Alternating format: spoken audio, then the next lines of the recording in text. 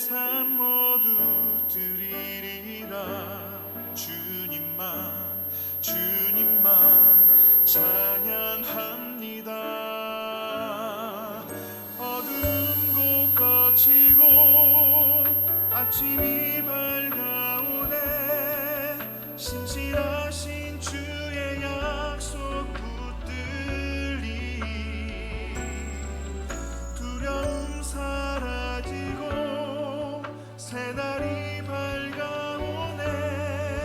승리하신 주의 이름 높이리.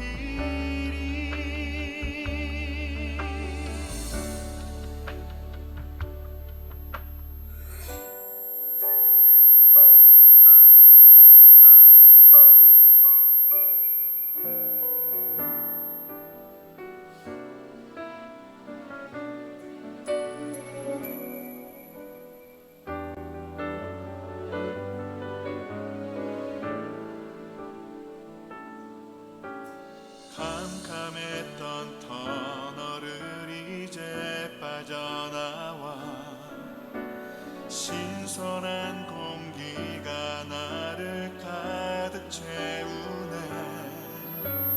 주님께 이제 내 삶 모두 드리리라.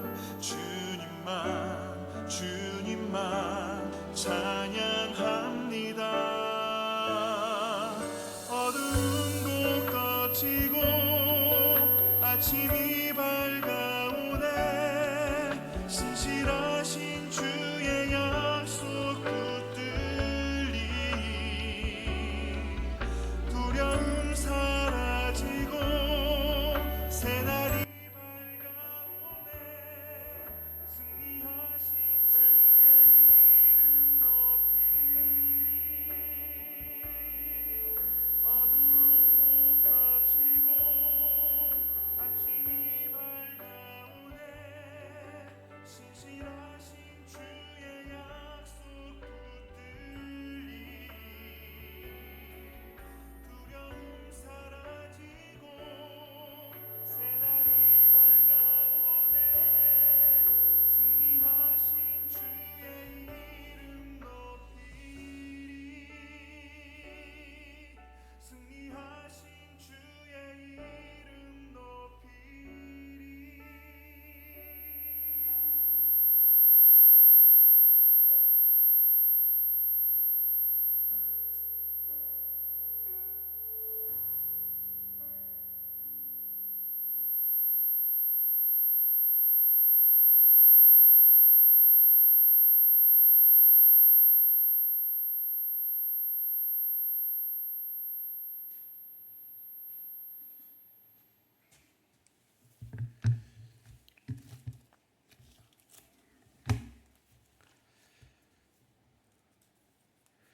우리 찬송가 559장입니다.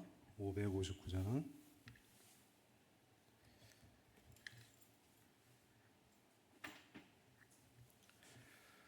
찬송가 559장 찬양하겠습니다.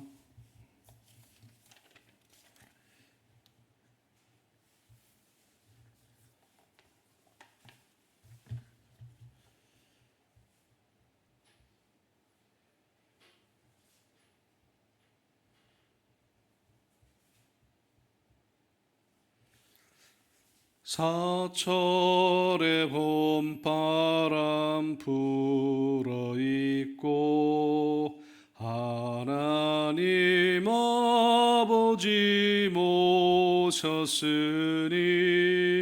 믿음의 반석도 든든하다. 우리 집 즐거운 동산이라. 고마워라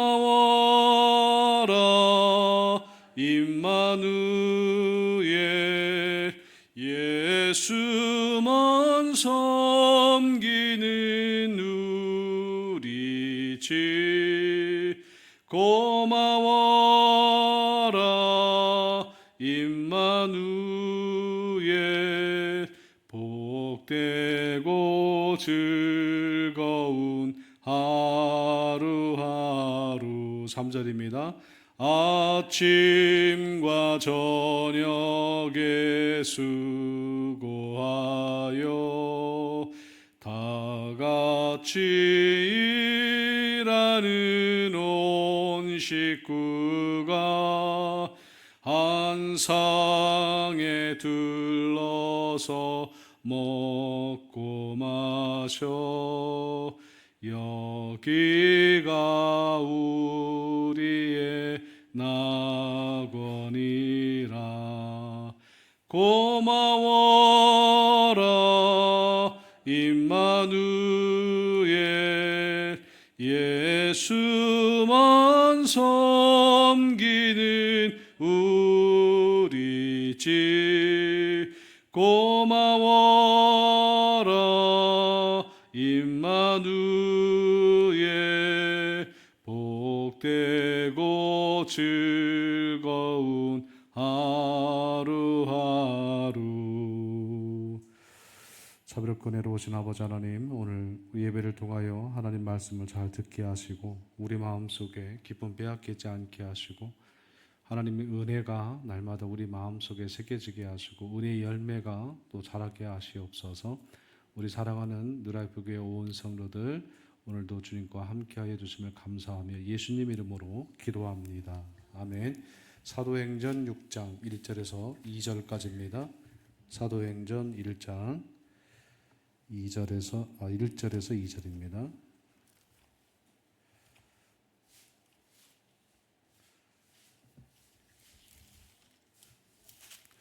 사도행전 6장 1절에서 2절입니다.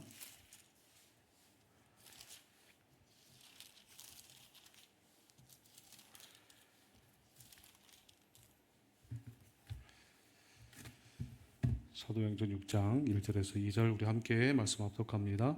그때에 제자가 더 많아졌는데 헬라파 유대인들이 자기의 과부들이 매일 구제에 빠짐으로 히브리파 사람을 원망하니 12사도가 모든 제자를 불러 이르되 우리가 하나님의 말씀을 제쳐놓고 접대를 일삼는 것이 마땅하지 아니하니. 아멘. 오늘 사도행전 6장 1절에서 2절 말씀을 통해서 말씀이 우선되어야 합니다라는 제목으로 하나님 말씀 함께 나누도록 하겠습니다.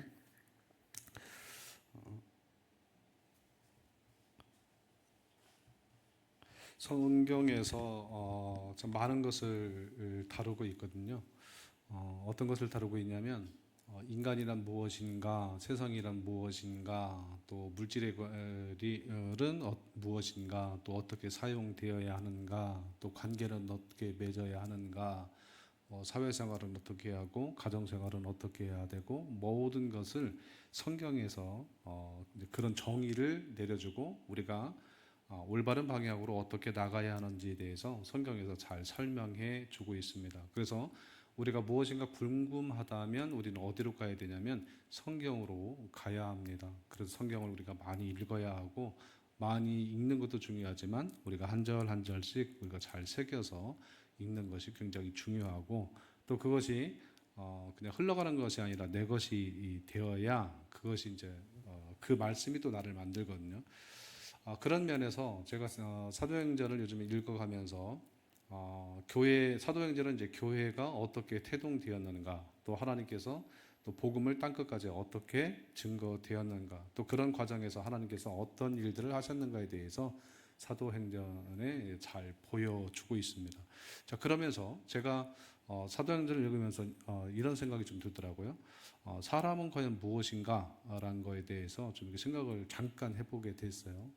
읽어보니까 사도행전 6장과 1절, 그러니까 6장을 근거로 해서 좀 읽어보면 저는 이런 걸 좀 깨닫게 되더라고요. 사람은 사랑하기가 참 쉽지 않은 거구나. 무슨 얘기냐면 누가 누구를 사랑한다는 것, 나는 사랑이 많아, 이거 참 쉽지 않은 거잖아요. 내가 누구를 사랑한다는 것이 참 쉽지 않은 것 같아요. 그리고 사람은 무엇인가 섬기는 거, 봉사하는 거, 누군가 접대하는 거, 누군가 먹이고 베풀고 이런 것이 참 쉽지 않은 존재가 사람이다 라는 생각을 해요. 그래서 끊임없이 우리가 어떻게 해야 되냐면 그런 것을 훈련되지 않으면 섬기면서도 짜증나고 또 못 섬기면 또 화나고 또 이런저런 것들이 되게 많은 것 같아요. 자, 그것이 이제 그 오늘 읽었던 본문에서 잘 보여줍니다. 아, 이게 믿음이 있어도 힘들구나. 교회를 다녀도 이게 힘든 거구나. 아, 그래서 그러면 어떻게 해야 되냐. 그런 면에서 오늘 1절과 2절은 우리에게 잘 설명해 주고 있습니다. 오늘 1절 다시 한번 읽겠습니다. 시작.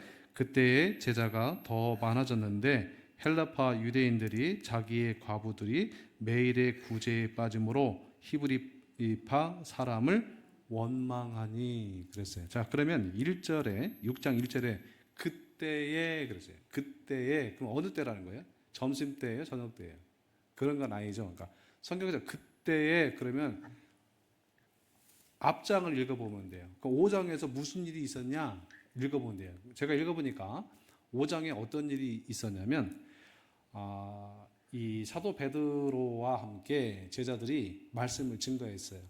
그러니까 복음을 증거했다는 거예요. 그럼 어떤 그 복음이 내용이 뭐냐면 예수님께서 우리를 위해 십자가에 돌아가셨고 3일 만에 부활하셨고 다시 재림하신다 이 얘기를 한 거예요. 그러니까 유대인들이 좋았겠어 안 좋았겠어요? 안 좋죠. 왜냐하면 그 사람들은 예수님을 인정하지 않거든요. 그러니까 그들을 데려다가 막 때렸어요. 막 핍박했어요. 채찍질을 했다는 거예요. 채찍질이 그냥 뭐 이렇게 줄매서 때리는 게 아니라 예수님이 맞았던 채찍이잖아요. 한 번 맞으면 살점이 툭툭 떨어지는 그 정도의 채찍을 맞았던 것 같아요. 그러면서 위협을 했어요. 다시는 말씀을 전하지 말아라. 그러니까 그때 누가 그들을 변호하냐면 가말리엘이라고 하는 사람이 등장해요. 가말리엘이 누굽니까? 사도 바울의 스승이었어요. 그러니까 대단한 그 유대인 공동체에서 뭐라 그럴까요? 최고로 존중받는 사람, 최고로 존중받는 사람. 굉장히 똑똑한 학자였고 지혜가 많은 사람이었어요. 그 사람이 어떻게 하냐면 야 그러지 말아라, 그러지 말아라. 지금까지 내가 딱 보니까 이상한 사이비 애들이 되게 많았었는데 이것이 시간이 지나면 다 없어지더라. 근거가 뭐냐? 하나님으로부터 난 것이면 이것이 남아있을 것이고 사람에게서 난 것이면 다 사라질 것이다. 그러니 이 사람들 그냥 겁주고 그냥 내보내라. 이렇게 해서 내보냈어요. 그러면 보통 사람들 같으면은 우리 같으면 뭐 채찍만 이렇게 찔찔 끄고 오는 소리만 들어도 그냥 그냥 거기서 안전하고 뒤에 가서 말씀 전해도 되잖아요. 그러니까 타협을 할 수 있잖아요. 그런데 예수님의 제자들은 사도들은 그렇게 하지 않았어요. 거기서 굽히지 않았습니다. 굽히지 않고 죽으면 죽으리라. 내가 본 것이 있고 내가 예수님께 배운 것이 있고 내가 믿는 예수님을 내가 뭐 채찍 몇 대 맞는다고 내가 이것 때문에 내가 핍박을 받아도 내가 굽히지 않고 말씀을 전했단 말이에요. 그 위협 속에서도. 그랬더니 어떤 일이 일어났냐? 1절에 그러잖아요. 그때의 제자가 뭐라고 했어요? 더 많아졌다 그랬어요. 더 많아졌다는 것은 뭐 한 명이 2명 되고 2명이 3명 되고 그것이 아니라 제자가 더 많아졌다는 것은 어떤 의미냐면 곱백이에요. 폭발적이에요. 10명이었으면 100명, 1000명이 이렇게 막 많아지는 거예요. 그래서 그때에 그랬어요. 그러니까 우리가 이해하기 쉽게 표현하면 교회가 부흥이 돼버린 거예요. 그냥 예를 들어서 우리가 이제 이번 주일날 우리 예배 드리다가 주일날 딱 예배 드렸는데 그냥 이 자리가 가득 차온 것이 아니라 5층, 6층 막 이렇게 이 건물이 막 다 차버리는 거예요. 앉을 자리가 없을 정도로 막 사람들이 확 온 거예요. 자, 들으면서 그게 되겠습니까? 그러면 안 되는 거지만 그냥 우리 믿음으로 가면 되는 거 아니에요? 그 정도로 막 이게 막 확 부른 거예요. 이게 그때 제자가 더 많아졌다. 그러면 부흥이라는 것이 그냥 이루어지는 것이 아니라 어떤 핍박 속에서도 여기서 이거 막 더워가지고 땀이 나네요.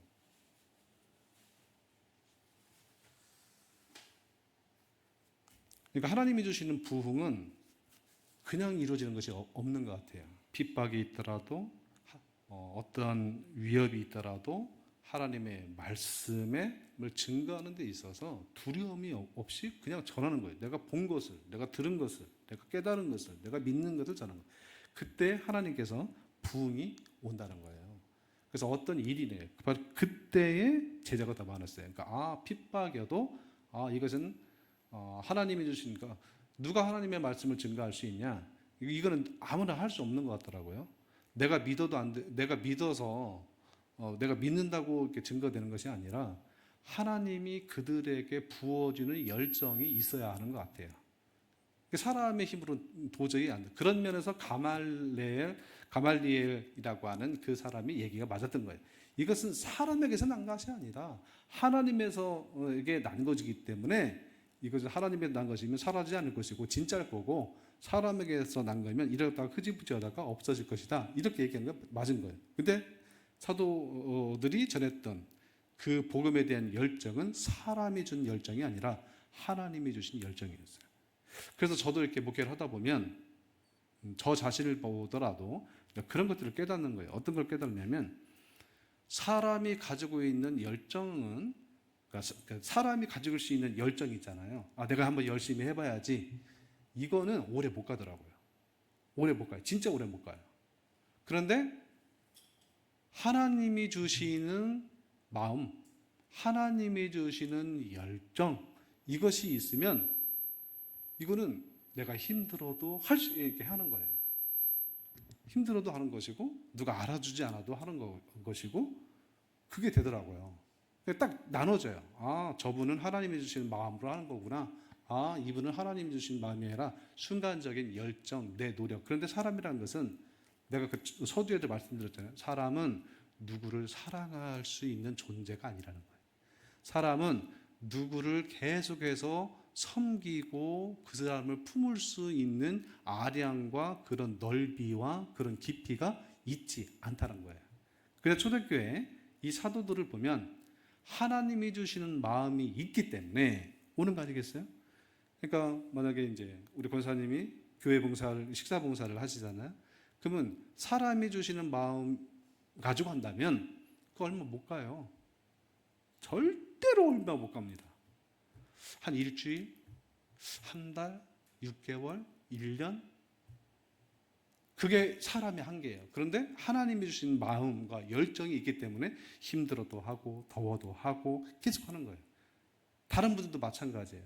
오늘 이렇게 무더운 날씨임에도 불구하고 이 현장까지 와서 예배를 드리는 것, 만약 여러분들 중에 또 영상으로 예배하시는 분들 중에 오늘 금요일이니까 가서 조회수 한번 올려줘야지, 예배 드려야지 하는 마음, 그냥 오늘 나라도 가서 자리 채워야지 하는 마음으로 왔다면 짜증날 거예요. 더워서도 짜증나고 힘들어도 짜증나고. 우리 마음이라는 건 그렇잖아요. 저 역시도 마찬가지예요. 오늘 예배니까 가서 그냥 하고 해야지. 이런 마음이 있으면 이게 오래 갈 수 있을까요? 그런데 우리에게는 어떤 마음이 있다는 거예요? 하나님이 주신 마음이 있기 때문에 더워도 오는 거예요. 더워도 오고 사람이 없어도 예배를 하는 거 아니겠어요? 그러니까 우리가 잘 아셔야 돼요. 그래서 여러분 신앙생활은 여러분의 노력으로 하면 안 돼요. 만약 여러분의 내 의지로 한다? 그 사람의 의지라는 것은 그건 참 오래 못 가요. 사실 억지로도 안 되는 것이고 그러니까 억지로 한다면 티 다 납니다. 티 다 나요. 그러니까 사람은 그러잖아요. 사람의 눈은 속일 수 있더라도 하나님은 속일 수 없다는 거예요. 그러니까 사도들은 그 당시 초대교인들은 진짜 열심히 해요. 하나님이 부어주신 마음으로 했기 때문에 채찍이 몇 대 맞아도 내 살점이 막 떨어져 나가도 상관이 없는 거예요. 내가 보고 내가 듣고 그 구원의 감격이 있기 때문에 내가 죽으면 상관없다. 그 열정으로 복음을 증거하니까 사람들이 감동이 되는 거예요. 하나님이 막 임재하고 성령이 감동하니까 이게 그때의 제자가 더 많아졌다는 거예요. 그런데 문제가 생긴 거예요. 어떤 문제냐? 6장 1절 중간에 보면 뭐라고 나왔습니까? 헬라파 유대인들이 자기의 과부들이 매일의 구제에 빠짐으로 히브리파 사람을 원망하니 그랬어요. 자, 사람이 많으니까 우선 뭐가 필요합니까? 밥을 먹어야 하잖아요. 그리고 사람이 뭐 우리끼리 드릴 때는 그냥 어떻게 해결이 됐어. 그런데 우리가 막 감당할 수 없을 정도의 사람들이 딱 몰려오니까 이제 그때부터는 막 이제 밥을 챙기는 거예요. 막 봉사를 하는 거예요. 그런데 이게 뭐라겠어요? 구제에 빠졌어요. 매일 했거든. 매일 구제에 빠짐으로 히브리 사람을 원망했다는 거예요. 왜 저 사람, 왜 우리만 봉사해야 돼? 이제 이거예요. 자, 교회 다니면서도 이렇게 분평과 불만을 하는 사람들이 있어요. 왜 나만 해야 돼? 우리만 해야 돼? 뭐 이렇게 했다는 거예요. 이렇게. 자, 그러면 이 원망이라는 게 원어에서 찾아보면 속삭임이라고 해서 속삭임. 어떤 속삭임이에요? 속삭임이라는 건 크게 얘기하지 않잖아요. 귀에다 대고 이렇게 얘기하는 거잖아요. 그러니까 우선적으로 어떤 속삭임이 오냐? 내 마음의 속삭임이 오는 거예요. 자, 헬라파 사람들이 매일 구제에 빠짐으로 히브리 사람들을 원망했다고 했어요. 이 원망의 그 다른 뜻은 속삭임이라는 뜻이 있다고 했잖아요. 그러면 이들 마음 가운데 봉사를 하면서 어떤 자기 1차적으로는 자기 마음 속에 속삭임이 있는 거예요. 어떤 속삭임이에요? 아휴, 이거 해야 되나? 왜 우리만 해야 되냐? 나만 해야 되냐? 왜 내가 여기 와서 고생해야 되냐? 뭐 이런 거 아니겠어요? 자기 마음으로. 그 다음에 또 어떻게 나가냐? 이제 이게 이제 2차로 확산이 돼요. 어떻게? 그러면 다른 사람한테 이제 속삭이는 거예요. 야, 이거 생각해봐. 이게 매일 이거 하루 이틀도 아니고 매일 그냥 우리만 헬라파 과부들이라고 했잖아요. 야, 우리만 매일 이렇게 그냥 봉사하냐? 저 히브리 여자들 봐봐. 히브리 여자들. 히브리 여자는 유대인들 아니에요? 유대인에서 이제 기독교로 넘어오는 사람. 그러니까 쟤네들은 펑펑 놀면서 우리만 매일 이렇게 그냥 매일 봉사해야 되냐? 옆으로 이제 같은 생각, 같은 마음, 같은 뜻을 가진 사람들하고 같이 그 속삭임을 나누는 거예요. 자, 그랬더니 역시 사도들은 달랐어요. 2절에 보니까 뭐라고 하냐면 12사도가 모든 제자들을 불러 이르되 우리가 하나님을 제쳐놓고 접대를 일삼는 것이 어떠하다고요? 마땅하지 아니하니라. 자, 사도들은 달랐어요. 사도들은 뭐 특별한 사람들이라고 하기보다는 아까 제자라고 그랬잖아요. 그럼 제자가 누구냐? 예수님을 믿는 사람이에요. 일단 제자는 예수님이 임명한 12명이 기본적으로 12명의 제자가 있어요. 이 사람들 사도라고 얘기해요. 그러면 이 제자가 12명만 제자냐? 확산이 되는 거예요. 어떻게 확산되냐? 예수님을 나의 구주로 믿는 사람들은 모두 제자가 되는 거예요. 그러면 오늘 이 당시 오늘 그대로 이걸 가지고 오면 여러분과 저도 뭐예요? 제자인 거예요. 왜요? 우리가 예수님을 믿잖아요. 나의 구원자로 믿잖아요. 그러니까 우리도 제자예요. 제자. 자, 12사도가 모든 제자를 불러 이르되, 그러니까 제자들은, 이 사도들은 달랐어요. 사도들은 딱 보니까 원망이 보이는 거예요. 속삭임이 보이는 거예요. 모르겠어요? 그러니까 이걸 누가 감지할 수 있냐? 생각 없는 사람들 몰라요. 기도하지 않는 사람 몰라요. 영적으로 깨어있는 사람들은 그냥 그러나 보다 이렇게 넘어가요. 그런데 사도들은 요 당시는 지금처럼 교회가 조직화돼서 이게 만들어진 것이 아니에요. 이제 사도행전은 교회가 어떻게 태동이 되었는가 이제 그걸 보여준다고 했잖아요. 그러니까 이제 조직도 안 돼 있고 그냥 우왕좌왕해요. 우왕좌왕. 막 사람들은 막 감당 안 될 정도로 막 몰려드는데 누가 봉사해야 되는지, 무엇을 어떻게 해야 되는지, 봉사 순서는 어떻게 해야 되는지, 그걸 모르는 거예요. 그러니까 우리처럼 이번 주에 누가 봉사한다, 누가 식사 섬긴다, 그러면 이제 6층에 올라가면 거기 식사 섬김위에 써야 안 써요? 쓰는 거예요. 근데 이런 것도 없는 거예요. 그러니까 우리가 하자 그냥 헬라파 사람들처럼 믿음으로 막 시작한 거예요. 그런데 이것도 하루 이틀이지. 과도한 봉사하는 거. 매일 구제에 빠진 거예요. 매일 구제에 빠지니까 힘든 거예요. 저 사람들은 그냥 계속해서 그냥 앉아서 그냥 시원하게 갖다 주는 거나 먹고 있고, 우리만 봉사하는 것 같아요. 그러니까 자기 마음속에 속삭임이 올라오고 또 옆에 사람들이랑 막 하니까 봉사를 하면서도 어떻게 해요? 얼굴에 기쁨이 있어요, 없어요? 없는 거예요. 그러니까 밥을 딱 주면서도 그냥 이렇게 예쁘게 해주는 것이 아니라 툭 던져버리는 거예요. 툭 던져버리고. 그걸 사도들이 박였어요, 안 박였어요? 본 거예요. 제가 아는 어떤 교회도 봉사를 하면서 사람들이 오면서 밥을 먹으면서 그 사람들이 밥을 얻어먹는 사람들은 느끼잖아요. 근데 딱 밥을 주면서 먹으면서도 기분이 나쁜 거예요. 다시 먹으면서도 기분이 나쁜 거예요. 안 와요. 안 가요. 요즘에 누가 그런 대접 받으면서 밥을 먹겠어요. 그래서 사도들이 딱 보니까 제자들은 막 믿음 충만, 성령 충만해서 왔는데 봉사하는 사람들이 얼굴에 기쁨이 없이 그냥 툭툭 던져버리는 거예요. 빨리 가요. 막 이렇게 얘기하고 막 싸우는 거예요. 그거를 딱 보고 12사도들이 제자들 다 불러 보았어요. 그러면서 딱 한마디 하는 거예요. 하나님의 말씀을 제쳐놓고 접대를 일삼는 것이 마땅하지 않다. 이 얘기는 그런 식으로 하려면 하지 마십시오 라고 얘기하는 거예요. 말씀 없이 하지 마십시오 하는 거예요. 기도 없이 하지 마십시오. 기쁨 없이 하지 마십시오 라고 하는 거예요. 그렇게 얘기를 했다는 거예요.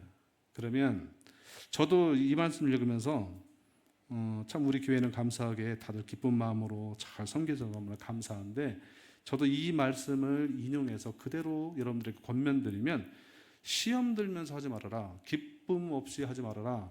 내가 못한다고 누가 봉사하면 그거 시샘내거나 그러지 말아라. 내가 못하면 누군가 교회를 위해서 섬기고 봉사해주면 그건 좋은 일이에요, 나쁜 일이에요? 좋은 일인 거예요. 사실 너무 좋은 일이잖아요. 나는 못하지만 당신이 해주니까 너무 고마운 거예요. 자, 목사인 제가 교회에서 청소 다 할 수 없고, 제가 밥 식사 다 할 수 없고, 누구 다 섬길 수 없어요. 저 대신 누가 해요? 권사님들이 해주시고, 집사님들이 해주시고, 또 봉사자들이 해주잖아요.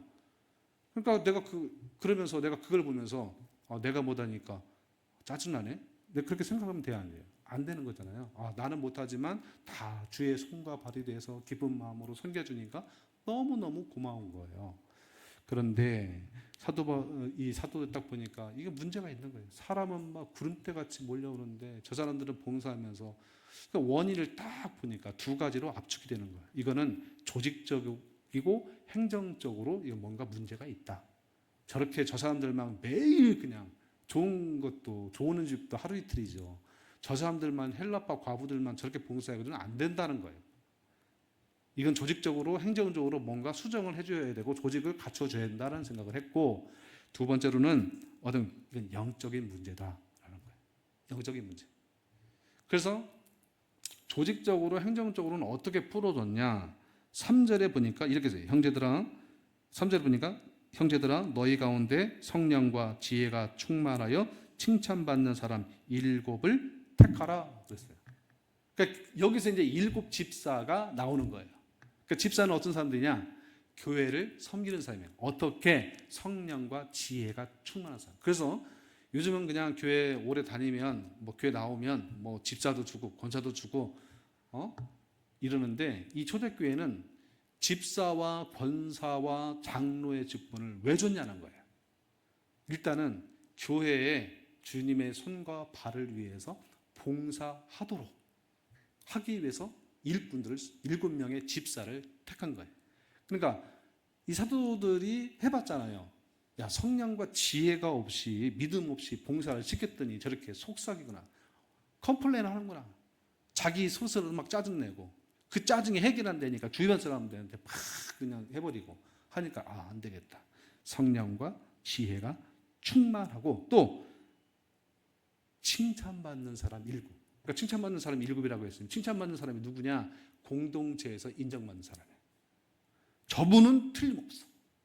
저분은 정말 믿음으로 하는 사람이야. 공동체 인정받는 사람. 인기 투표 아니고요. 또 돈이 많은 사람을 세운 것이 아니라, 교회에서 야, 저분은 진짜 예수님 같아. 진짜 저분은 이런 분을 세웠다는 거예요. 세운 목적이 뭐라고요? 구름대같이 몰려온 교회에 사람들을 먹이고 입히고 기도해주고 섬기는 일을 하는 거예요. 그러니까 우리가 교회에서 목사, 장로, 권사, 집사는 우선적으로 생각할 것은 나는 섬기는 사람이라고 하는 생각이 있어야 돼요. 나는 대우받는 사람이 아니라는 거예요.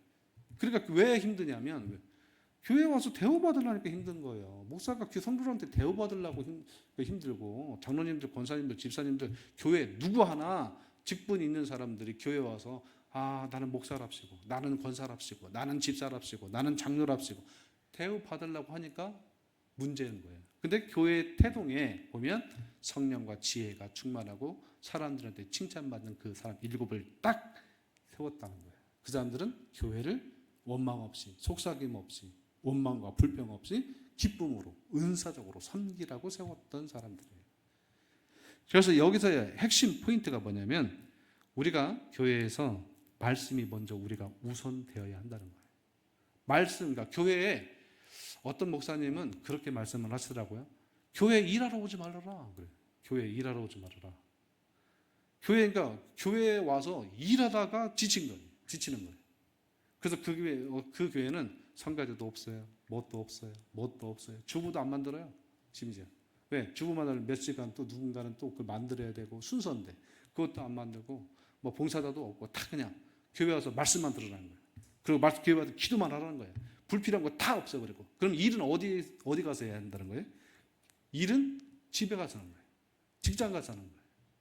그러니까 교회 와서 아침부터 막 일하다가 지쳐버리는 거잖아요. 그래서 사도 바울이 이제 그거를 얘기하는 거예요. 교회에서 어떤 일을 섬기려면 우리가 먼저 말씀을 우선해야 되겠구나. 여기서 우리 한글 성경은 아주 완곡하게 표현됐어요. 12사도가 모든 제자를 불러 이르러 우리 하나님의 말씀을 제쳐놓고 했잖아요. 말씀을 이렇게 제쳐놨다는 거예요. 말씀을 어떤 번역서에는 이렇게 표현됐어요. 말씀을 버려버리고 그랬어요. 말씀을 버려버리고 말씀 상관없이. 그러니까 말씀 상관없이 하려고 하니까 내 힘으로 하려니까 어떻게 해요? 짜증이 나는 거예요. 힘이 드는 거예요. 그래서 우리가 교회에 와서 하는 모든 것은 내 안에 먼저 말씀 충만한 다음에 무엇인가 해야 돼요. 기도 충만한 다음에 해야 돼요. 그렇지 않으면 막 잡음이 나는 거예요. 그래서 교회에서 어떤 일을 맡길 때 아무나 시키는 거 아니에요. 목사가 그냥 이분한테 부탁하고 저분한테 그렇게 하는 거 안 그래요. 어떤 걸 시켜도 원망과 불평 없이 할 수 있는 사람, 성령과 지혜가 충만한 사람, 저거 하면서 자기 의가 드러나지 않고 대가를 바라지 않고 이것은 나한테 섬기는 기쁜 일이다라고 하고 하는 사람들한테 목사는 시키는 거예요. 더 정확히 말하면 교회는 그런 사람들한테 일을 맡기는 거예요. 그게 일곱 집사라고요. 우리가 오늘 직분이 있다면 내 직분은 섬기는 일이에요. 그러려면 우리가 그 일을 잘 하려면 어떻게 되겠어요? 말씀을 날마다 내 마음속에 차곡차곡 쌓아놔야 돼요. 그래서 이런 말이 있어요. 우리가 말씀에 가난한 자가 되면 안 돼요. 말씀에 가난한 자. 우리가 돈은 없더라도 말씀의 부자가 돼야 되거든요. 말씀. 그러면 헬라파 이 과부들이 하나님 앞에 말씀이 부자였다면 어떠냐 히브리 사람들 저 사람들 해도 네 이웃을 네 몸과 같이 사랑하라고 했잖아. 사도 바울이 뭐라고 했어? 손 대접하기를 아끼지 말라고 했잖아. 모든 일을 빌립보서 2장 14절 이하에 보면 뭐라고 나와 있냐면 이렇게 모든 일을 원망과 시비가 없게 하라 했지 않냐? 그러니까 이 사람들이 말씀이 막 어떻게 돼요? 부자였으면 불평이 나오겠어요? 안 나오겠어요? 안 나오는 거예요. 그러니까 사도를 딱 끄는 거야. 이것은 조직적으로 문제가 있다. 이건 저 사람들만 그냥 때려 박아서 그냥 막 과도한 봉사를 요구할 것이 아니라 진짜 섬길 수 있는 일꾼들을 체계적으로 순번을 정해서 이렇게 하자. 그래서 집사들을 세웠고 그러려면 어떻게 되냐면 이 사람들을 봉사하기 전에 말씀을 잘 가르쳐야 되겠다. 그 말씀에 가난한 자가 아니라 말씀에 어떻게 풍성한 자, 말씀의 부자가 되어야겠다. 그래서 교회에서 자꾸 말씀을 가르치는 이유, 성경을 읽으라고 하는 이유가 뭐냐면 여러분 말씀에 가난한 자가 되지 마십시오 이 얘기예요. 말씀이 가난한 자 되면 오늘 내 입술에서 어떻게 나오고 속삭임이 나온다고요. 내 안에서 막 그러잖아요. 막 입으로 나오기 전에 어떻게 해요? 내 마음속에서 이미 막 나하고 대화를 해요. 나하고 막 이래. 그러다가 이게 해결 안 되잖아요. 그럼 누구랑 이제 막 또 같은 여자들끼리 같은 사람들끼리 또 속삭이는 거예요. 예수님 당시 성경이라고 하는 것은 구약 성경밖에 없었거든요. 그러니까 모세오경이에요. 그러니까 우리가 성경을 읽을 때 제가 자주 여러분들한테 말씀드리고 또 뭐 다른 데서 뭐 방송으로 볼 때 여러분들이 이런 말 많이 들었을 거예요. 하나님의 말씀을 교훈 삼아라, 거울 삼아라, 이런 얘기 참 많이 하잖아요. 그게 뭐냐면 이 당시에는 신약 성경이 다 완성이 되지 않고 이들이 들고 있었던 것은 구약 성경, 모세오경이라고요. 모세오경에 무엇이 담겨져 있냐면 그들의 선조들이 출애굽에서 광야에서 쭉 오면서 여기까지 온 여정들을 다 기록되어 있잖아요. 그 중에 특별히 어디에 주목하냐면 광야에서 이스라엘 백성들이 망했던 이유가 있었어요. 왜 망했을까요? 불평해서, 원망해서. 그러니까 원망하고 불평하면 망하는 지름길. 저는 지금까지 원망하고 불평해서 잘된 사람 한 명도 못 봤습니다. 이것이 정말 무서운 말이거든요. 우리가 왜 원망할 일이 없고 불평할 일이 왜 없겠어요? 만약 오늘 이 시간까지 여기까지 오는 과정에서 여러분들이 혹시 원망하고 불평했다면 다 회개하세요. 저도 마찬가지예요. 오늘 이 시간까지 지금 9시 13분인데 9시 13분 이전에 내가 오늘 했던 말 중에 내가 혹시 원망하고 불평했던 일이 빨리 하나님 앞에 회개하셔야 돼요. 왜 그러냐면 광야에서 출애굽했던 사람들이 하나님이 구름 기둥과 불 기둥으로 만나와 구름 메추라기를 줬고 막 반석에서 물이 나오게 했고, 그런데 하나님한테 뭐냐면 3일 만에 원망했다고 했거든요. 그러니까 1세대를 광야에서 다 죽여버려요. 그러니까 이 사람 사도 바울은 그 성경을 읽을 때 겁난 거예요. 우리 조상들을 봤지 않냐? 원망하고 불평하면 다 망한 거고 다 죽은 거. 하나님이 약속한 가나안 땅에 들어가지 못했던 거 하나님이 정말 다 한 명도 살려놓지 않고 다 죽였지 않냐? 이걸 본 거예요. 그래서 사도 바울이 계속해서 성경에서 신약 성경에 넣으면 바울 서신 보면 원망과 시비가 없어야 하라, 원망하지 말아라, 불평하지 말아라, 이 얘기를 계속해서 성경은 얘기하는 거예요. 왜? 자기 조상들을 봤거든요. 하나님께서 그렇게 막 수많은 이적과 기적들을 보여줬음에도 불구하고 그들 입술 가운데 조금만 힘들면 원망하고 조금만 적으면 불평하고. 그래서 저는 간절히 소망하기를 우리 사랑하는 성도들이 정말 힘들고 어려워도 왜 원망할 일이 없고 왜 불평할 일이 왜 없고 살아있다면 우리가 왜 그런 일이 없겠어요? 할 수 있어요. 그러나 명심하세요. 원망하고 불평하면 다 죽습니다. 그냥 한순간에 다 망해버려요. 그러나 원망하고 불평할 상황이 있지만 감사하고, 야 얼마나 좋냐. 헬라파 여인들이 말씀에 가난한 자가 아니라 말씀에 부유한 자가 됐다면 아마 그들은 너무나 감사했을 거예요. 야 진짜 가말리엘이 그랬잖아. 최고의 스승 가말리엘이 하나님이 하시는 일이라고 하면 이거는 살아있을 거다. 역사가 일어날 거다.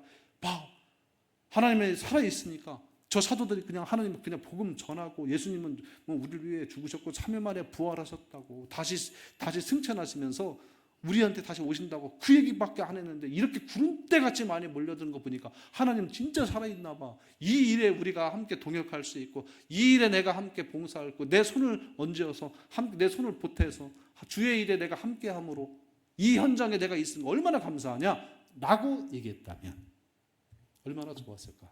그러니까 이 사도들은 그 본 거예요. 아 이래서는 안 된다. 그러니까 너희들이 왜 말씀을 제쳐놓냐. 원인을 딱 집어버린 거예요. 아, 저 사람들이 몸도 물론 힘들겠지만 조직적이고 행정적으로 뭔가 지원이 안 돼서 그렇지만 근본적인 이유는 영적인 문제다.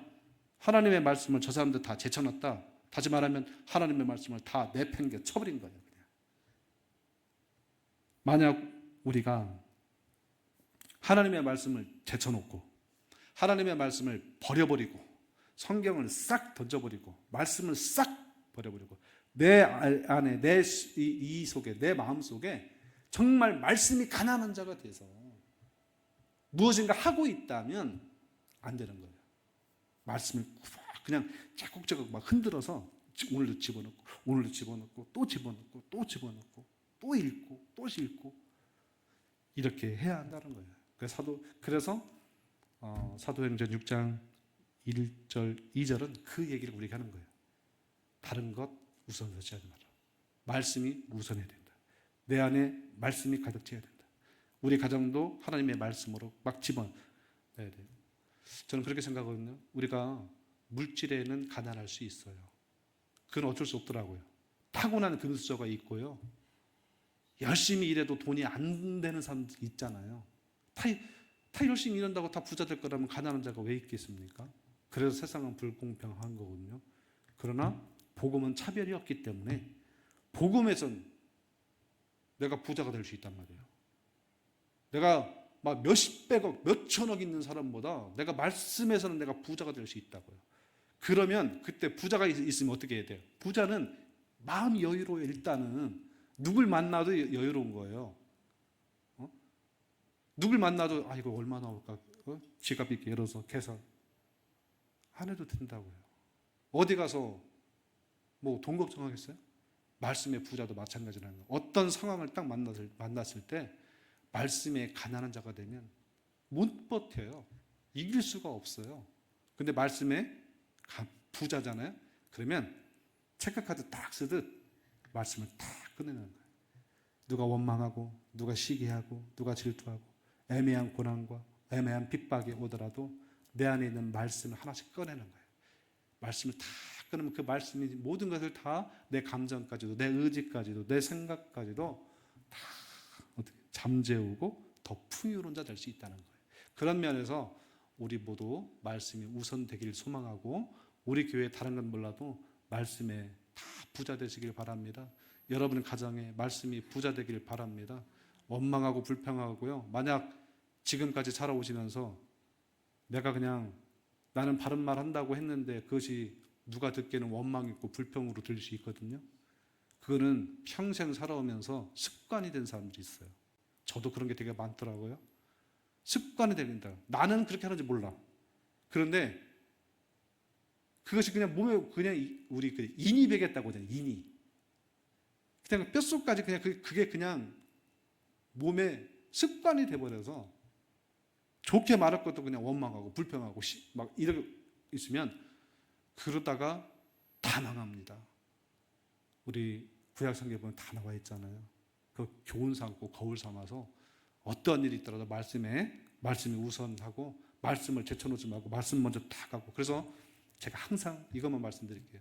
교회 오면 우선 먼저 어떻게 해요? 할 얘기 많지만 먼저 기도하세요. 기도하시고 다른 것 하기 전에 말씀을 여러분에 채워야 돼요. 그래서 그 말씀을 순간 상황마다 다 꺼내서 여러분 승리하시게 되면 여러분 삶 가운데 날마다 하나님이 주신 평안함이 있을 것이고 승리가 여러분에 있게 될 줄로 믿습니다. 이 은혜에 이 말씀 붙들고 오늘 기도하시고요. 특별히 내일부터 우리 주일까지 우리 여름 성경학교 우리 합니다. 다른 것보다도 우리 아이들이 내일 무더운 날씨에 또 섬기는 집사님들 위해서 기도해 주시고 우리 아이들이 정말 다른 건 몰라도 말씀의 부자가 돼서 말씀이 그들의 삶을 이끌어가고 은혜 받고 축복받는 인생 되게 해달라고 이 시간 우리 합심해서 함께 기도하겠습니다. 기도합니다.